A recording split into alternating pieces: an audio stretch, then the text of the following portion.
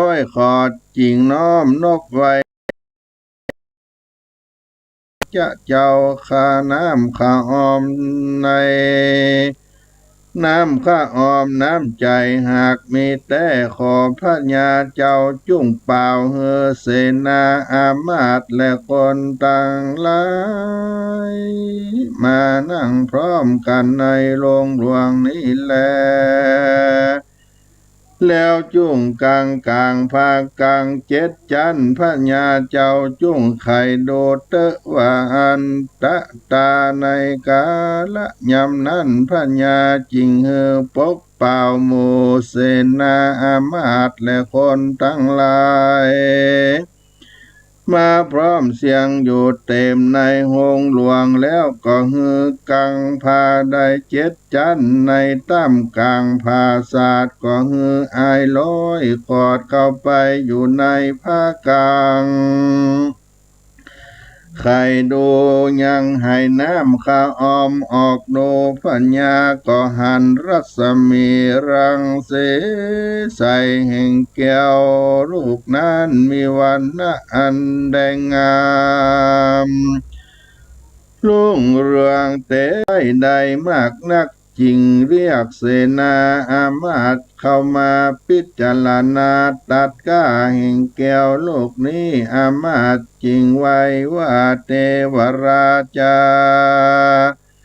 ข้าแต่มหาราชแก้วโลกนี้กวนก้าได้ฮือเข้าของอันละร้อยว่าอันยามนั้นมอนตาแห่งอามาตย์ก็เสด็จลุดออกไปกำหนึ่งหันแลที่นั่นพระญาก็เฮือจ่าเปียค้อมแถมผู้หนึ่งมากดยังก้าแก้วมันก็ไว้ว่าแก้วลูกนี้กวนก้าได้จ้างมางัวควายข้ายิงข้าใจจริงสิ่งละ700เกินกว่านั้นก็บ่เปิงกวนยามนั้นมอนตาจะเปียค้อมก็ซ้ำเสด็จลุดออกจากเบ้าตาไปกำหนึ่งก็มีแลพระญาจำปานกรยินสังกาใจบ่แล้วจริงเฮือคนในเมืองมากดก้าแก้วโลกนั้นเนือสมเปิงกว่าเก่าเขาก็นำญาเท่าแก่จะนานอายุใด100 ขวบเขาจริงไว้ว่าเทวราชามหาราชเจ้าข้าแต่สมเด็จพระเป็นเจ้าอันว่าแก้วโลกนี้วิเศษนักหนากวนหือแลกด้วยเงินคำจ้างมายิงข้ายิงข้าจ่ายงัวควายและเมืองจำปาสิ่งละเกิงจึงกวนก้าแก้วโลกนี้แลนามขณะยามนั้นคนและเทวดาทั้งหลายอันอยู่ในภาศาสตร์ลงหลวงแห่งพระราชเจ้าก็เฮือเสียงสาธุกันภายเข้าตอกดอกไม้ติบลงมาปูจาการตัดก้าแห่งแก้วลูกนั้นอันเป็นหนึ่งอันเดียวกันจันแลพระญาจิงเฮอตีกองร้องเปล่าแก่เจ้าปัจจานราชบ้านเมืองได้รู้แล้วก็ฮืออามาตย์เสนาจะตกแต่งนำมายังของจ่ายแลกเอาแก้วลูกวิเศษตามกำแห่งแม่เท่าอันใดมากดบอกก้าโจพระการส่วนมหาสัจเจ้าอาย100 ขอดก็รับเอาเข้าของสัมปติจกจ่ายแลกฝูงนั้นแล้วก็อยู่อาศัยในจำปานกรเมินนานพอดีแล้วเจ้าก็มาเกิดเติงหานางรัตนปิมปา ราชธิดาเมียรักแห่งตนก็เข้าไปไว้สั่งอำลาพระญาจำปานกรว่าข้าแต่มหาราชเจ้าข้าน้อยขออำลากลับคืนเมื่อสู่เมืองแห่งข้าก่อนแล้วก็ปาเอาปริวารใดอัคโคเพนนีส่วนข้าคนยิงใจทั้งหลายสัมปติลวงร้ายก็ตามไปเสด็จออกจากเมืองจำปานครมาโดยลำดับคราวต่างไกลก็เอาลีปนมาตั้งตับอยู่ไกลเวียงอินตะปัตตะพมานคาวุธนึ่งคือว่าสามปันวาหันแลยามนั้นพญาสีวิมาติราชได้ยินเสียงตุริยะนนเทนั้นมีก้องเสียงรีปนโห่ร้องกองแต่ไกลมาจิงเฮอเสนาอามาตไปปกเป่าแก่เจ้าเมืองเอากันมาอยู่เฝ้ารักษาเมืองเฮือแข่งนั้นเตอส่วนว่านางรัตนาปิมปาได้รู้ข่าวสารอันมาอยู่ไกลเวียงมากนักจิงรีบเมื่อไว้พัญญาตนป้อว่ากาแต่พัญญาป้อเป็นเจ้าข้าศึกอันจักมายุตตกรรมกับโดยกันข้าน้อยก็มาไว้ตีนป้อพัญญาเป็นเจ้าสามีกาแห่งข้าหากกับโดยหมู่คนตั้งหลายฝูงนั้นขอป้อพัญญาเป็นเจ้าจุงเฮือคนไปดูก่อนเตอพระญาจิงกล่าวว่าตาโดราโรครักษาใจแก่ป่อเอ๋ยพิว่ามีเป็นดังอันจงรีบไปดูก่อนกันสามีกาผัวแห่งเจ้ามาจิ้มข่าวแต่นางก็จุ้งรีบมาบอกแก่กูป้อรีบเตอะว่าอันยามนั้นนางก็รีบออกไปเล็งแลพอดูมูลิปนโยธารัตนาปิมปาก็รู้ว่าเจ้าสามีกาอายร้อยขอดผัวลักแห่งตนกลับคืนมาแต่จริงรีบคืนมาไว้พญาเจ้าตนป้อแห่งตนขณะนั้นเล่าพญาก็ฮือเปล่ายังหมู่จัตุลงกาเสนาออกไปตอนไปรับยังอายลอยขอดลูกเคยลาแห่งตนก็เอากันแห่แห่นำมหาโพธิสัตว์เจ้าพร้อมโดยยัสสะปริวารตังนางรัตนาปิมปาราชธิดาเข้ามาสู่เวียงอินตาปัฏฐนกรมีอาจญาเฮือเสนาอามาตมารีบแต่งไปแปลงภาษาทเนื้อนางรัตนปิมปาราชธิดาลูกลาและอายร้อยขอดเคยลากันว่าบัวละมวนแล้วเล่าก็รัตนาโนโพธิสัตว์เจ้าอายร้อยขอดและนางรัตนาปิมปาลูกนักลาแห่งตนขึ้นสู่ภาศาสราชมนเตียนเฮือเสนาอามาตตั้งหลายออกไปปกเป่าประวัติกล่าวสารเฮือเจ้าไพร่ฟ้าคนเมืองต่างมวล พร้อมกันจุคนพระญาเจ้าก็เวนเกณฑ์ราชสัมปติบ้านเมืองตั้งมวลเนื้อแก่โปธิสัตว์เจ้าร้อยขอดและรัตนปิมปาสลีราชธิดาลูกลาอุสาราชพิเศษขึ้นเป็นเอกราชาขึ้นนั่งเต้นคำเลืองเป็นพญายศใหญ่ปกห่มไพร่ฟ้าเจ้าเมืองอินทประธานนกรใส่ชื่อว่าพระญาปันธุมติราชอยู่เสว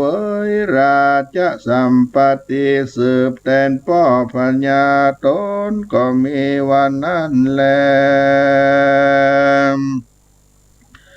ผลที่สันโต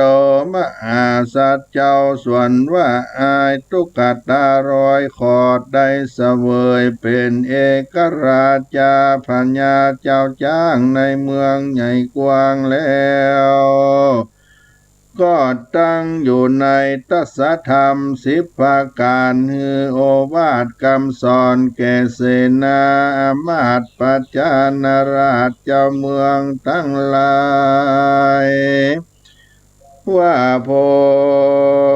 ดูกาลาเพื่อนเจ้าเราตั้งหลายเฮ้ยจุโพอันว่าสภาวะอันเกิดมาเป็นคนมีองค์กะละกันนาอันหมดปอดดีงามล้วนทวนจุประการก็เป็นอันยากนักหนาตัดสมาเหตุดังอันหือตั้งตน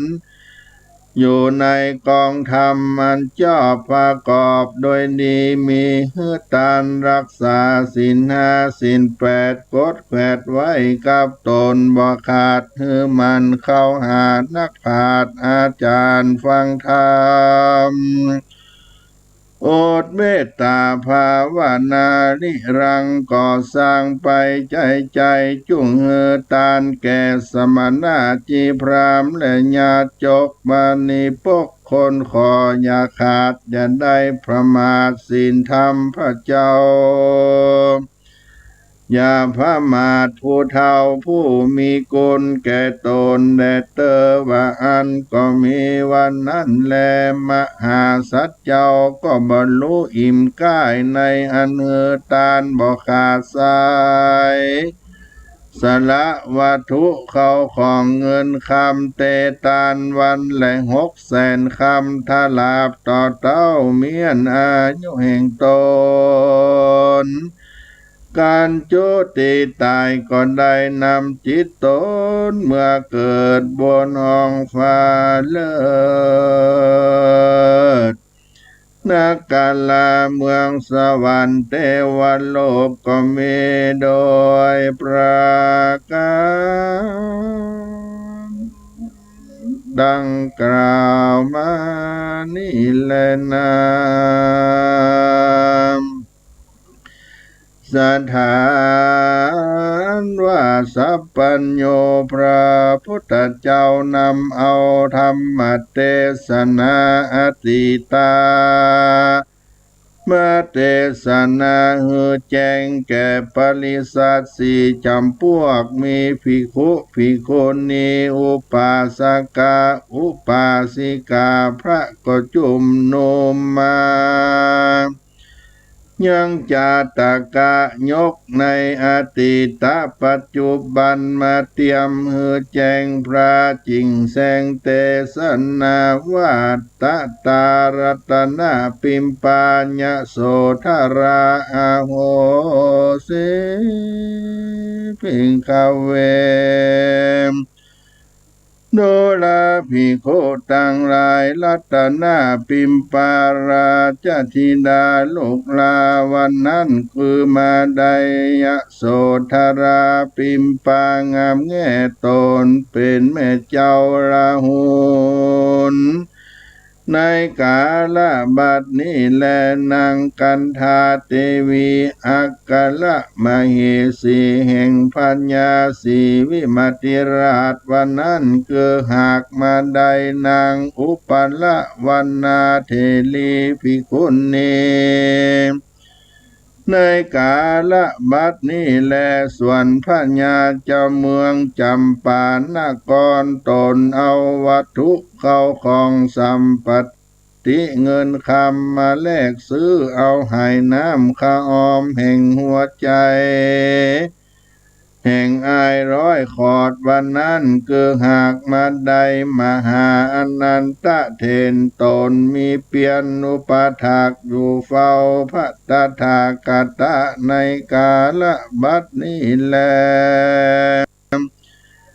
จันตมณีแม่แห่งเจ้าร้อยขอดหากไปหากินจ้างได้3 ปีจริงได้พาผืนดีผืนหนึ่งวันนั้นบ่ใจผู้ใดไผอื่นคือหากมาได้มหาสลีมาญาแม่แห่งพระตถาคตในกาลบัดนี้แลจัตุธามบ่อายร้อยขอดวันนั้นคือมาได้พัญญาสาเลสุโธธนะตนเป็นปิตาป่อปัตตากตะในกาลบัดนี้แลตุกตะกุมาโลอาหาเมวาโลกนาโทส่วนอันว่าใจน้อยกุมารนั้นเกิดมาทุกข์ไร้อนาถาหาที่เปิ้งบ่ได้พ่อแม่ท้ายตายละเหมือนยามน้อยนุ่งเสื้อผ้าปุดขาดมาขอดเป็นตาปมได้ร้อยขอดวันนั้นนาเลยบ่ใจไผ่ตั้งนานคือหากมาได้ตนพระตถาคตานเป็นติจังติเปิ้งแก่โลกตั้ง3ในกาลบัดนี้แลนางกาลาวาสิโนส่วนอันว่าไพร่ฟ้าเจ้าเมืองตั้ง2ในกาลบัดนั้นคือหากมาได้ปาลิสัตตั้ง4จำพวกมีภิกขุภิกขุณีอุปาสกาอุปาสิกาแห่งพระตถาคตในกาลบัดนี้จะแลตุเมภวันตาสู่ต้านตั้งหลายตั้งเด็กยิงใจนักบวชอันผ่าธนาไกลถึ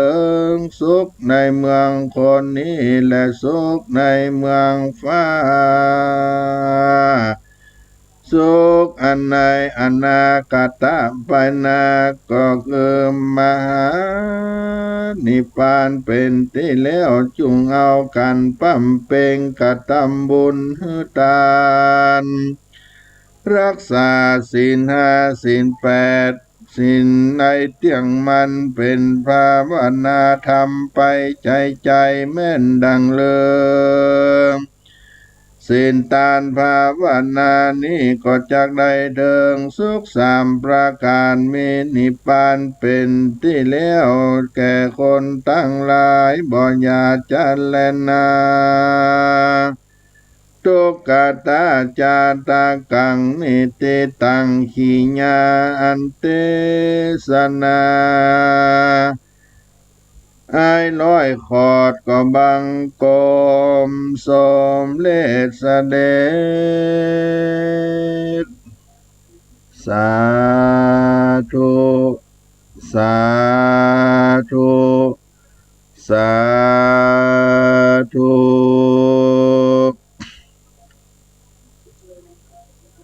มหามูลศรัทธาท่านทั้งหลายได้สดับรับฟังพระราชธรรมเทศนาอ้ายร้อยขอดเป็นธรรมตนได้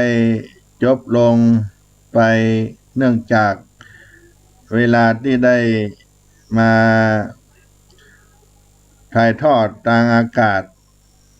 บ่เพียงพอก็จริงได้แบ่ง ธรรมนั้นเป็นสองบ้างต้นบ้างปลายในธรรมตนผูกนี้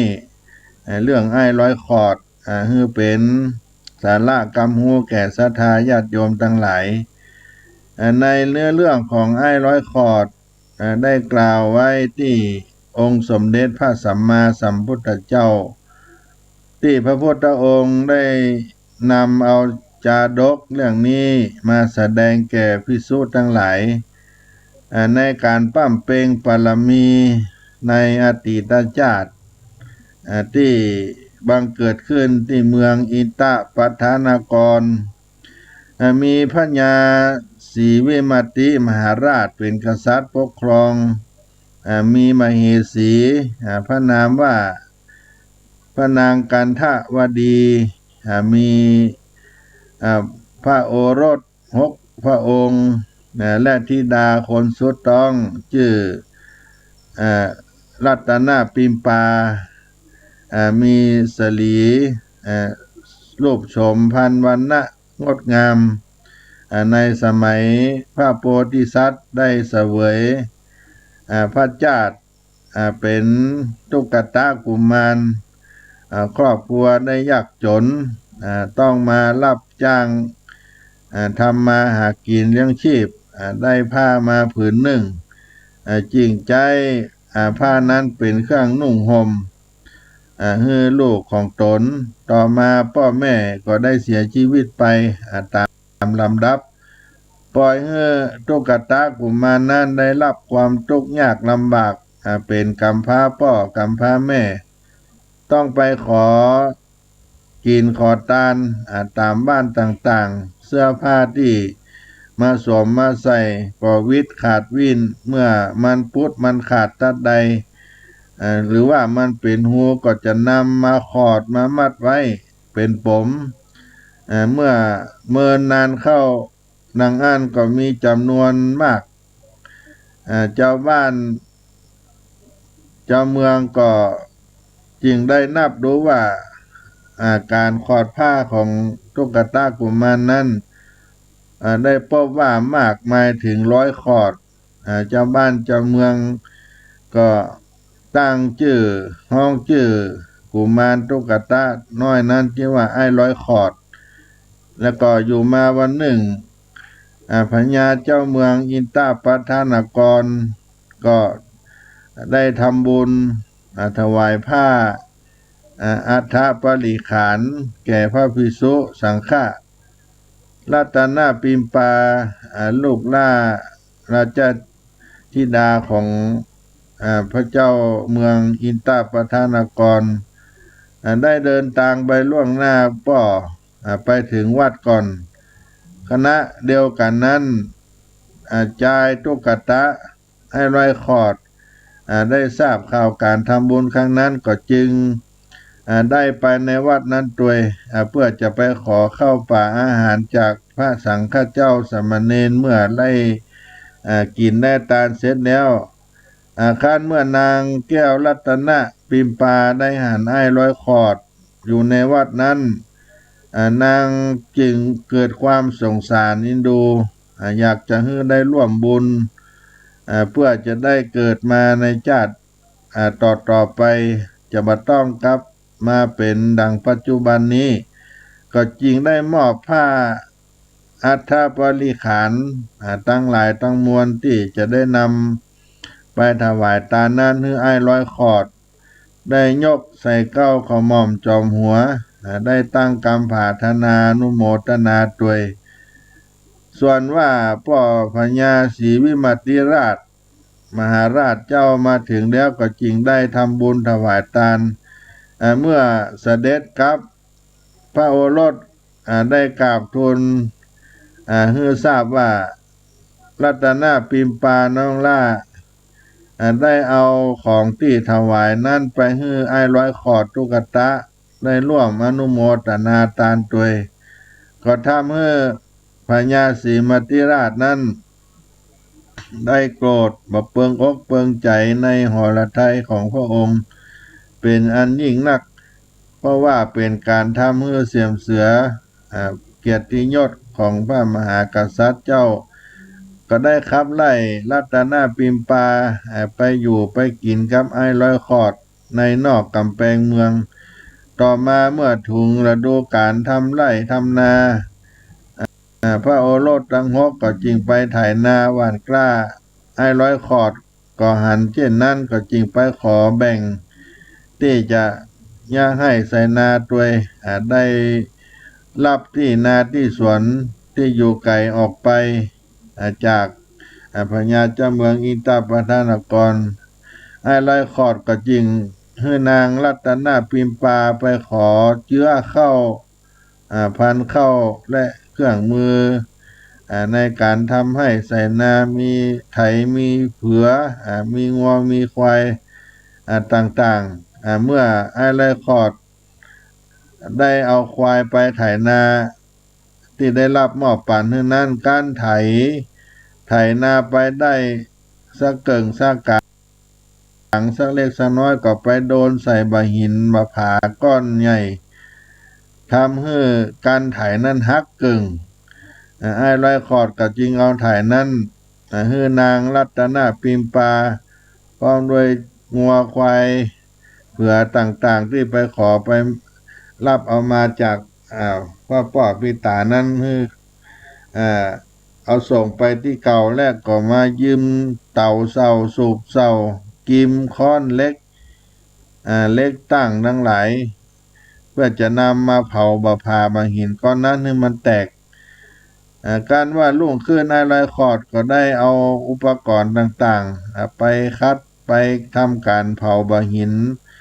ที่ได้ไถนาแล้วก็ไถนั้นฮักเกิงไปนั้นให้มันฮ้อนแล้วก็เอาน้ำได้ฮดได้ลาดลงไปตุบบะหินนั้นให้มันแตกแต่กับพบว่าในบะหินหลวงนั้นมีแก้วมณีลูกหนึ่งสดใสงดงามเปล่งรัศมีออกมารุ่งเรืองงามยิ่งนักเขาก็จึงไปยืมไหจากเพื่อนมาแล้วก็เอาไว้ใส่ในไหนั้นแล้วก็จึงนำไปเก็บไว้ที่ตูบน้อยเฮือนของตนแล้วก็บอกว่านั่นเป็นไหตะทิเป็นว่าอันเป็นไหนมส้มต่อมาพญาศรีวิมติราชได้สั่งให้ลูกตั้งหกและอ้ายร้อยขอดที่เป็นราชบุตรเขย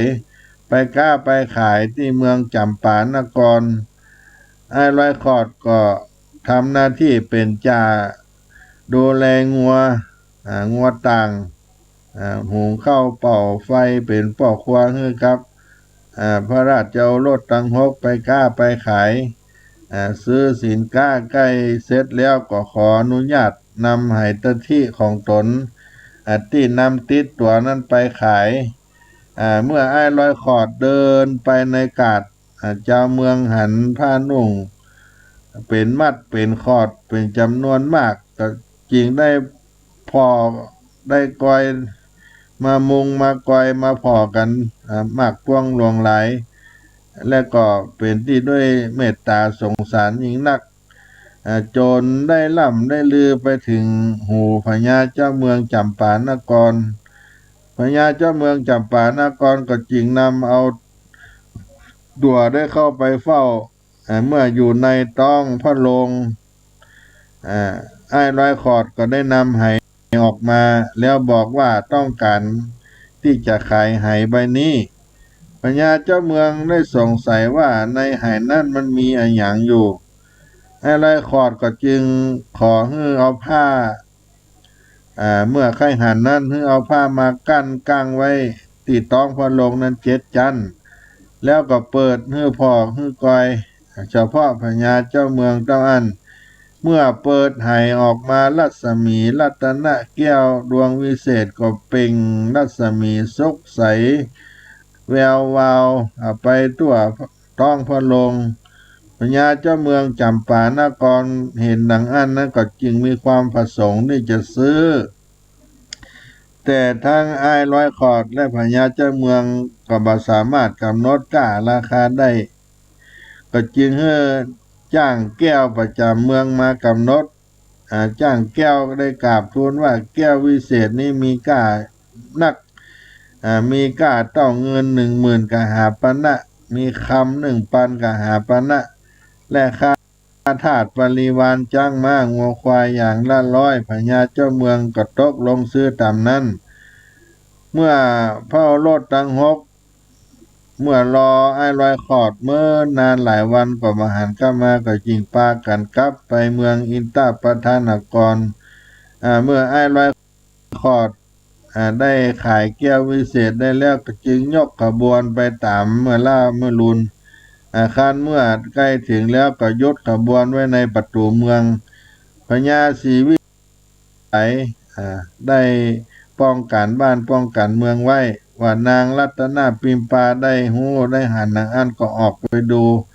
เป็นสามีของตนไอ้ร้อยขอดก็จึงได้ไปกราบไปทูลพระราชบิดาได้ทราบข่าวความจริงเป็นดังอันเมื่อพญาศรีวิมติราชได้ทราบข่าวนางอันก็จึงให้ไอ้ร้อยขอดได้เข้ามาในบ้านในเมืองและมอบเมืองให้ไอ้ร้อยขอดเป็นเจ้าเมืองแตนเพราะเป็นผู้มีปุญญาบารมีปุญญาธิการหนักมากนักเมื่อไอ้แล้วขอดได้เป็นเจ้าเมืองก็ได้ทำบุญให้ทานเสมอต้นเสมอปลายปกครองบ้านเมืองโดยราชธรรมเจ้าเมืองก็อยู่ร่มเย็นเป็นสุขกันตั้งแต่นั้นเป็นต้นมานี่เป็นเรื่องพระธรรมเทศนาเรื่องไอ้ร้อยขอดได้นำเอามาฝากมาปันให้กับพี่น้องศรัทธาทั้งหลายแล้วก็วรรณกรรมเรื่องไอ้ร้อยขอดนี่เป็นที่ได้รับนิยมกันได้ฟังกันมาแต่โบราณกาลในสังคมล้านนาของเราเพราะว่าได้ค้นได้พบหลายแห่งหลายที่ที่เป็นที่มาของทำข้าวไอ้ร้อยขอดเป็นทำต้นทำข้าวที่มีหลายที่ที่จังหวัดน่านก็มีวัดหมอเมืองตำบลหมอเมืองอำเภอแม่จริมจังหวัดน่านทำข้าวไอ้ร้อยขอดของวัดกิติวงศ์อำเภอแม่เสลียงจังหวัดแม่ฮ่องสอนทำข้าวไอ้ร้อยขอดของวัดกาสาตำบลแม่จันอำเภอแม่จันจังหวัดเชียงรายก็มี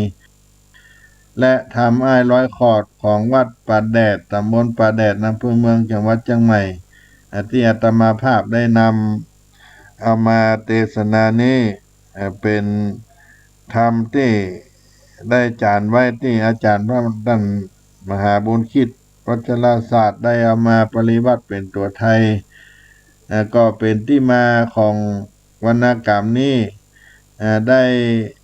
ปริวัติเป็นภาษาไทยกลางได้นำเผยแพร่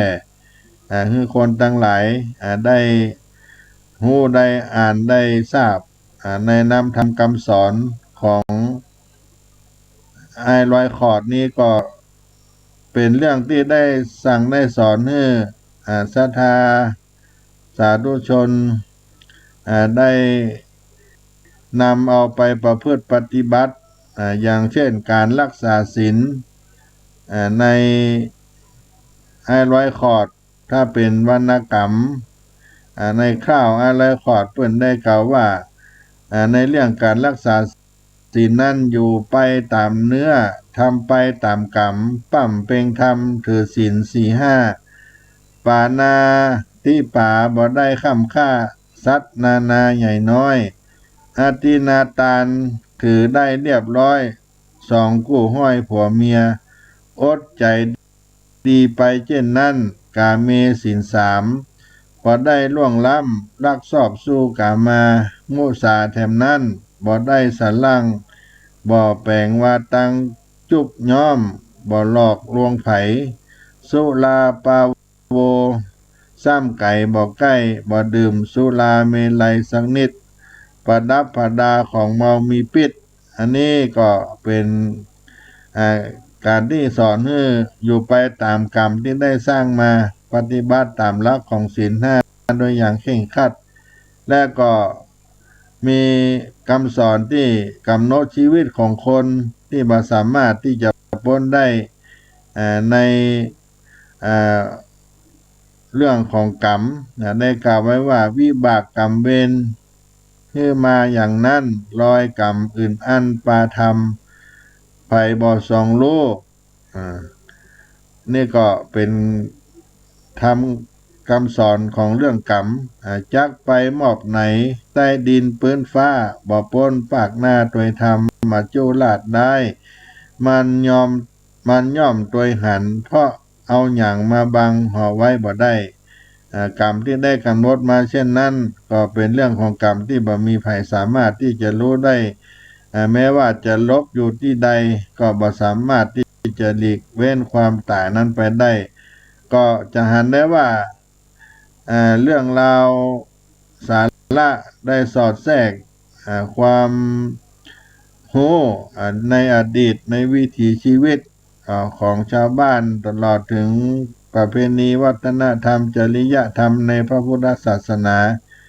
ได้สั่งได้สอนถ่ายทอดโดยภูมิปัญญาให้กับคนรุ่นหลังเป็นอย่างดียิ่งนักและก็ทำไอ้เรคคอร์ดนี้ก็เป็นที่นิยมกันในการฟังน้ำฟังธรรมในวรรณกรรมไอ้เรคคอร์ด